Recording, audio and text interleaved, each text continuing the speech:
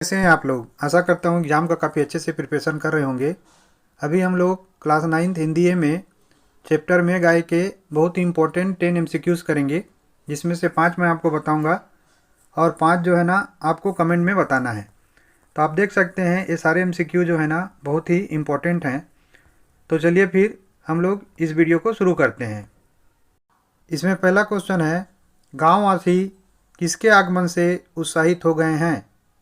आपका ऑप्शन क है अतिथि के, ख है वर्षा ऋतु के, और घ है शिशु के, और घ है संत के। तो देखिए, एक साल के बाद गांव में वर्षा होने वाला है और गांव के लिए वर्षा जो है ना अमृत के समान है, क्योंकि वर्षा के ऊपर ही कृषि जो है, खेती जो है निर्भर करता है, जिसके ऊपर गांव निर्भर करता है। इसीलिए गांववासी जो है ना वो वर्षा ऋतु के आगमन से उत्साहित हो गए हैं। तो इसका ऑप्शन ख करेक्ट हो जाएगा। इसके बाद दूसरा प्रश्न जिसका उत्तर आपको देना है कि मेघों के आगे कौन नाचती गाती हुई चल रही है। मेघ माने बादल, तो बादलों के आगे कौन नाचती गाती हुई चल रही है, आपको कमेंट में बताना है। आपका ऑप्शन क है नर्तकी, ख है बिजली, और ग है नदी, और घ है हवा।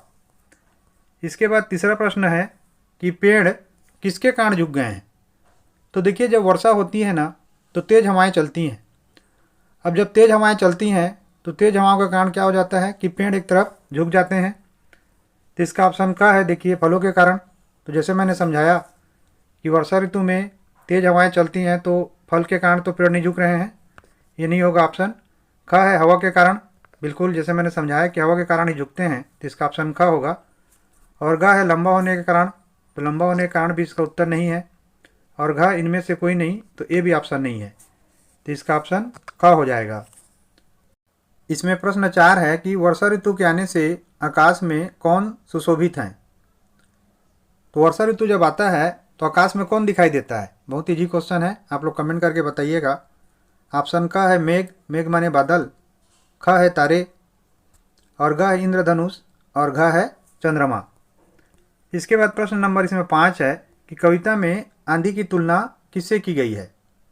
तो देखिए, कविता को अगर आप अच्छे से पढ़ेंगे तो जैसे गांव में क्या होता है, जो छोटी छोटी लड़कियां होती हैं, जो किशोर बालिकाएं होती हैं, वो बहुत तेज़ गति से इधर उधर भागती रहती हैं, यहाँ का संदेश को वहाँ पहुँचाती हैं। तो कवि ने कविता की तुलना जो है ना एक किशोरी कन्या से की है। तो इसका ऑप्शन का है बूढ़ी स्त्री से। तो जैसे मैंने समझाया, इससे नहीं किया है। ख है विद्रोह से, तो उन्होंने विद्रोह से भी नहीं किया है। ग है किशोरी कन्या से, बिल्कुल उन्होंने इसकी तुलना जो है ना किशोरी कन्या से की है। और घ है क्रांति से, तो उन्होंने इसकी तुलना क्रांति से नहीं की है। इसीलिए इसका ऑप्शन ग करेक्ट हो जाएगा। इसके बाद अगला प्रश्न देखिए, जिसका उत्तर आपको देना है कि बूढ़ा पीपल किसका प्रतीक है। तो जिसे इस वाक्य को पढ़ेंगे ना तो इसमें एक शब्द है जिसी में उत्तर छुपा हुआ है। तो इसका ऑप्शन का है शिक्षित लोगों का, ख है बड़े बुजुर्ग का, ग है बीमार लोगों का, और घ है इनमें से कोई नहीं। तो आपको कमेंट में इसका आंसर बताना है। इसके बाद प्रश्न 7 है कि मेघ के आते ही चारों ओर किसकी संगीत ध्वनि होने लगी है। तो देखिए, जब भी बादल आते हैं ना तो जोर जोर से बादल गरजते हैं, चारों तरफ हवा चलता है और जोर जोर से पानी गिरने लगता है। यही सब होता है ना बादल के आने से और पानी गिरने से। तो उसी को कवि ने लिखा है। तो इसमें ऑप्शन का है कि जल बरसने की। बिल्कुल यही ऑप्शन सही है कि जैसे ही बादल आते हैं तो जल बरसने लगता है और उसी की संगीत ध्वनि होने लगती है। ख है पक्षियों की, ये नहीं होगा। ग है विवाह की, तो यहाँ पे विवाह वाला भी कोई बात नहीं है। और घ है उत्सव की, ते भी नहीं होगा। तो इसका ऑप्शन ख करेक्ट हो जाएगा। इसके बाद प्रश्न 8, जिसका उत्तर आपको देना है कि कविता में किस ऋतु का मनोरम और काल्पनिक चित्रण हुआ है।